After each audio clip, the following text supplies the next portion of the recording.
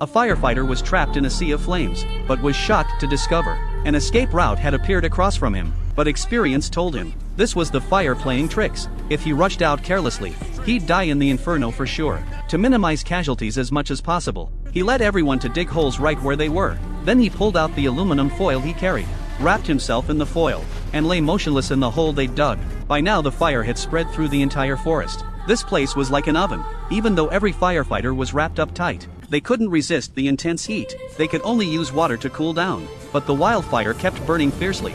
Soon people felt a burning sensation in their lungs. Breathing became difficult. That's when a rookie opened his foil to check the fire. He was instantly terrified.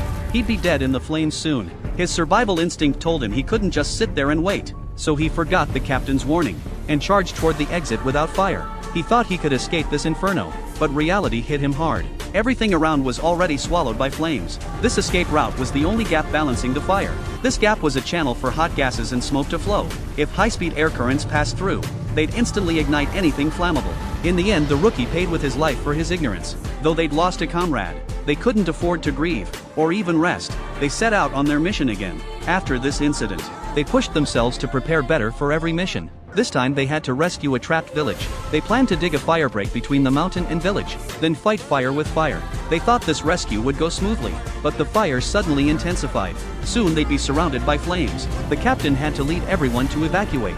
After escaping the fire, they discovered something horrifying. The fire had intensified because villagers had set fires. They needed a wedding venue for a kid's wedding in the village. They didn't know firefighters were there too. The villagers didn't apologize. Instead, they blamed the firefighters for being incompetent. The two sides instantly clashed. Facing these ignorant villagers, the captain didn't bother explaining. He could only call for equipment and supplies. Since all their gear was burned, the firefighters had to sleep on the grass, waiting for supplies to arrive. Meanwhile, the villagers had started the wedding, but the wildfire had already reignited.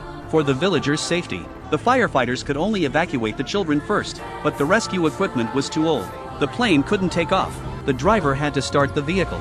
To give the plane extra takeoff power, the captain led the other villagers to the river. As the plane crossed through the fire, the rope connecting the car suddenly snapped. For the children's safety, the plane had to make an emergency landing.